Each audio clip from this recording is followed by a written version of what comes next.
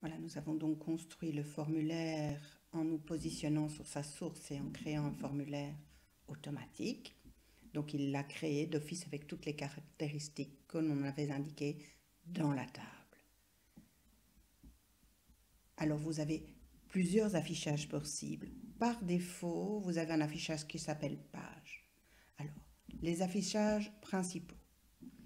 Dans le premier bouton, vous avez l'affichage et celui qui est présent ici pour le moment, c'est affichage formulaire. Donc, si je clique là-dessus, je suis en affichage formulaire, prête à encoder éventuellement un nouveau enregistrement. Par exemple, je vais là, drame, voilà, et ici, blablabla, etc. J'encode un nouvel enregistrement qui sera enregistré automatiquement dès que je me déplace à l'enregistrement suivant. Et donc si je vais dans la table genre, je vois que cet enregistrement est bien arrivé dans la table, seul endroit où se trouvent les données. Ça, c'est le mode formulaire. Alors, quand j'ai choisi mode formulaire, on voit que le bouton a changé de forme et il s'est mis sur mode page. Alors, je vais ouvrir peut-être pour que vous voyez les trois modes. Mode formulaire, je peux encoder des données. Mode page, je vois les données. Donc, je vais peut-être retourner sur mon drame. Je vois les données, mais je ne peux pas les modifier, les changer. Je ne peux pas ajouter de données. Par contre, je peux jouer peut-être sur l'apparence ou la taille de mes contrôles ici, si je veux. Donc voilà, je vais annuler ici. Donc je peux modifier certaines choses de ma structure, mais en voyant mes données. OK. Je reviens en arrière. Troisième affichage qui nous importe le plus, c'est mode création. Et on va souvent basculer entre mode création et mode formulaire. Mode formulaire, je peux modifier les données, bien sûr, je les vois. Mode page, je vois les données, mais je ne peux pas les modifier. Je peux modifier certaines choses de la structure.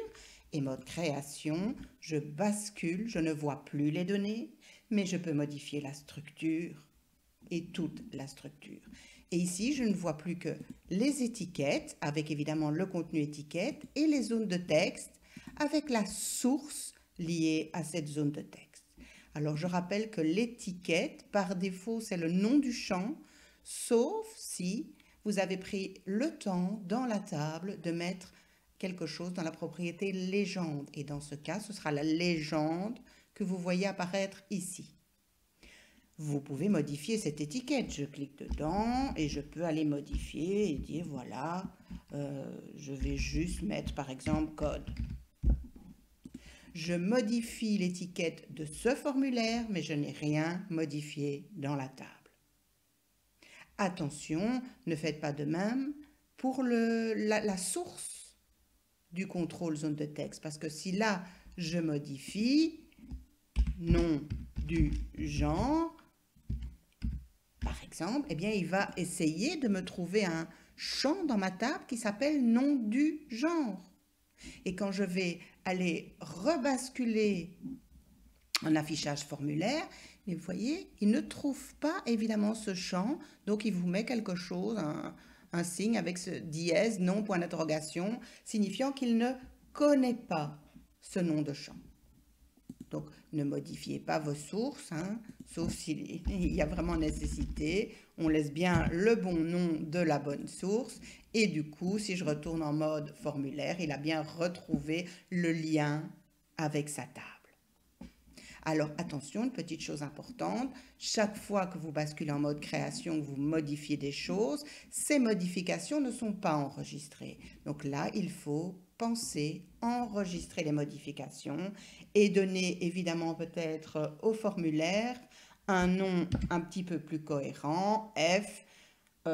Vous pouvez aussi numéroter vos formulaires, hein, F01, encodage, genre par exemple. Et je vois maintenant que ce formulaire apparaît ici dans mon volet de navigation.